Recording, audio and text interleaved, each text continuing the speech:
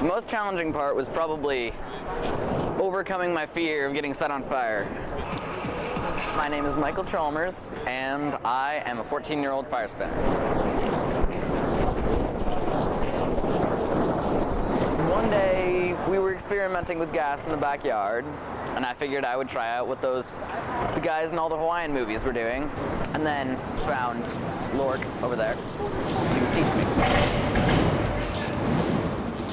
My name is Lork Nichols. Began spinning poi for a whole winter under a tree in a park in the rain, and I've never looked back.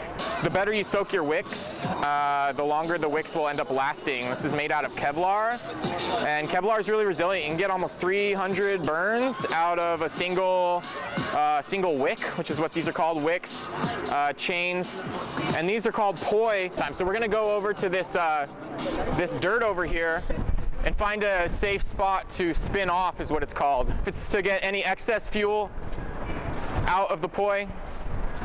Ideally, we have some kind of concrete to evaporate on, but I don't want to do it on the stage. And then I'm going to ask a friend for a light. Does anybody have a light? Does anybody have a lighter?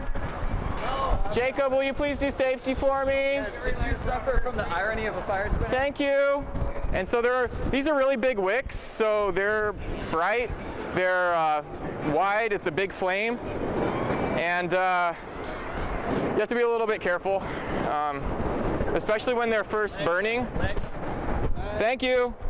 That's what fire safety is for. Thank you, Jacob, for showing what fire safety is for. Also, if you have a little extra fuel on your poi still, you can spin it on the ground. See if I have any. Oh, I do.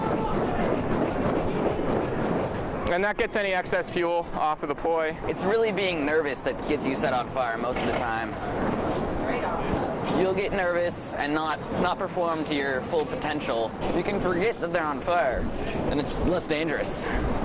So there's like what's called flow movement, and it's a little bit more dancey.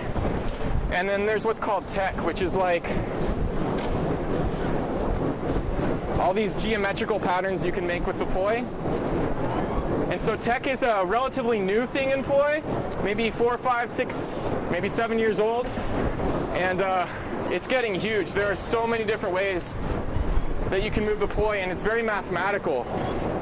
Some people like to learn different kinds of fire spinning. Some people like to stick to one. I'd be interested in experimenting with different kinds, but I'm really probably just going to stick with poi.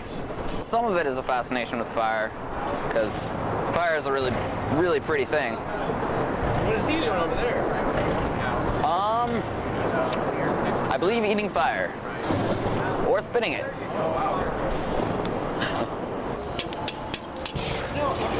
Now, fleshing is running the flame across your skin. A lot of times we will take the fuel off of a wick, rub it on our skin, and it will transfer fire from one torch to another.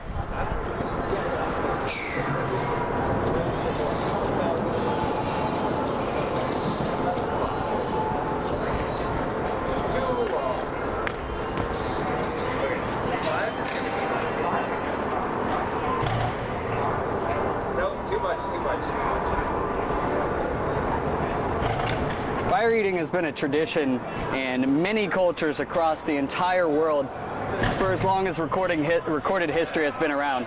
It's in pretty much every single culture across the entire world. What we're actually doing when we're fire eating is I'm placing the wick on my tongue, and I'm tipping it back into my mouth and then exhaling as it's in my mouth, snuffing out the flame. But done theatrically, it can give the illusion that you're actually eating the fire. When it comes to putting a flame or superheated air into your mouth, a lot of things can go wrong. Of course, superficial burns, that's okay, that's one thing. But when you're inhaling flame or inhaling superheated air, what tends to happen is it creates a vacuum in your lung, and your lung can collapse. And in that situation, you need to get a lung tracheotomy immediately, rush to the ER. Most people won't survive that. So inhaling flame is almost ensured death. So I definitely don't recommend it for anybody who's not trained and who doesn't have safeties present.